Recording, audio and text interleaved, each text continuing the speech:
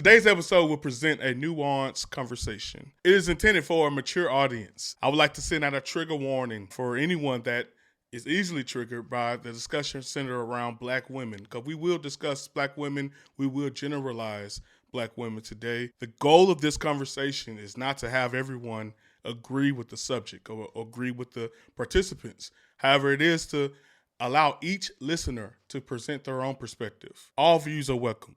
I encourage you to have an open mind and a softened heart. The hope is from this conversation, we can have an advanced conversation and we can advance our homes, we can advance our community. Ladies and gentlemen, welcome to Life Coaching by Mel, my friend, my newfound friend, Amanda Williams. How you doing today, Amanda? I'm good. How are you? I'm wonderful, wonderful. It's an honor to have you on. I think you guys need to buckle up because it's going to be an amazing conversation. Amanda is a powerhouse. I'm looking forward to this discussion. Amanda has gone viral recently on TikTok with a video over 100K views. Amanda, you're doing your thing. But she went viral for saying this. Yeah, I really started to dislike black women. I love us because I am us. But I don't like us at all. Like, black women, we are nasty to black women.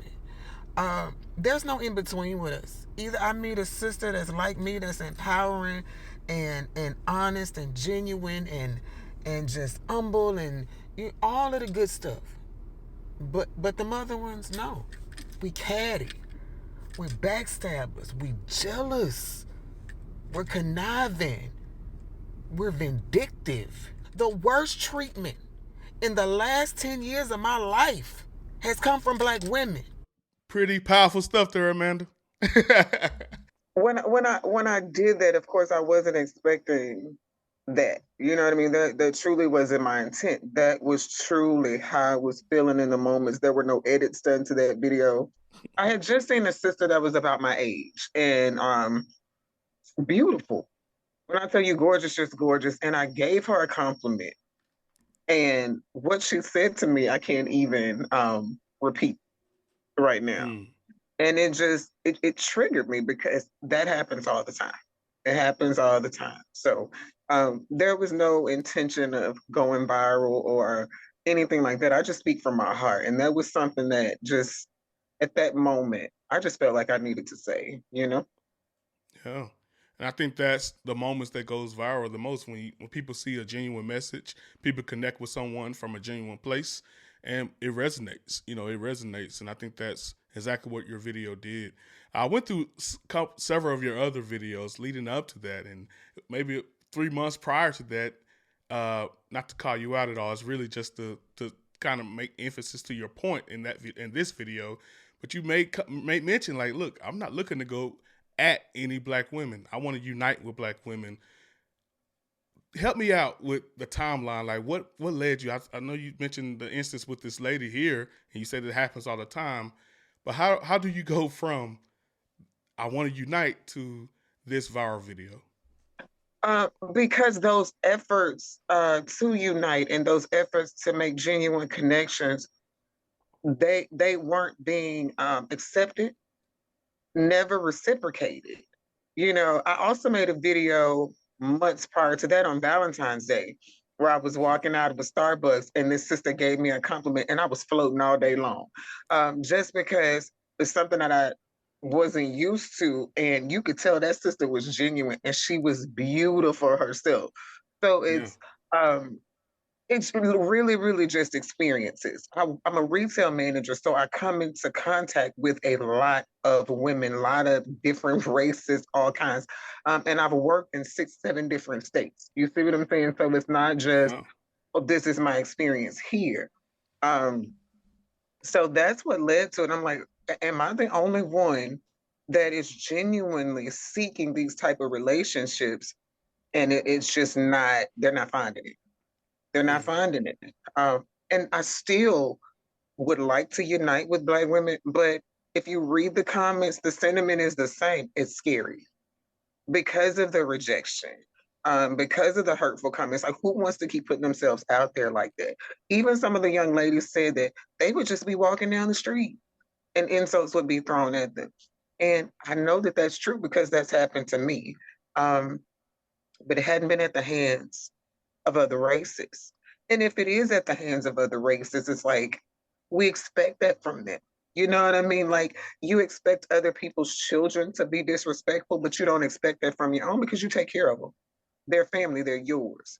So that's just how I felt. Like this is from 10, 15 years of this. This is not just something that happened overnight, but that particular incident was just the icing on the cake. And I'm like, I'm done with us. Like I'm just done. Like I can't do it Yeah, anymore. I hear you 100%, and I'm with you. I think that I'm not a black woman, of course, but I definitely hear that sentiment a lot, and it's something that just easily is disqualified. And I look at that word disqualified. Whenever someone is critical of black women, I do information. I mean, I give out content that's critical, not mean or hateful, but it is critical towards black women. And they find a way to disqualify me. Well, you can't say this because you're a man. If a white man or a white person say something, well, you can't say it for your white person. So I'm Right. curious. You mentioned some of those comments. In what ways have they attempted to maybe disqualify your message? Honestly, it was only like one or two. And I have to say that either it's been 1000% support or it's been the exact black woman that I'm talking about. And in the defense of the black women that have, seen the post and responded to it, it hasn't all been negative. The sad part about it is all of the stories are alike. They're the same. What has happened is, they try to throw other races into this. And I'm like, I'm not talking about that. I grew up in the South. I know what racism is. I know how other people feel about us. We all know that. You know what I mean? Yeah. So we expect that behavior from them, but we don't. You just don't expect that. I don't from somebody who looks like me, shares my story, shares my plight, understands what I'm going through, experiencing the same thing, yet you give it. It's just like if you grew up in an abusive household, right? Your parents abused you. When you grow up to be a parent, the last thing that you want to do is make your child experience what you've experienced. But that's what black women do. It's like we experience it, then we go dish it. And that is baffling to me. I say this all the time, and I tell my daughters, they are 15, 13, and 9, but I'm basically talking to my teenagers. I can look at a black woman. We have like this unspoken language. It's body language. It's in our eyes. It's in our demeanor. I can tell what she's been through. I can tell when she's hurt. I can tell when she's sad. I can tell when she's pretending to be happy. Like we just know, and I know that other women can look at me and tell the same thing. So why would I look at a sister and I'm able to see myself in her, but then I'm rude and I'm nasty? It makes no sense to me. Hmm. It makes absolutely Yeah. no sense to me. Let's go.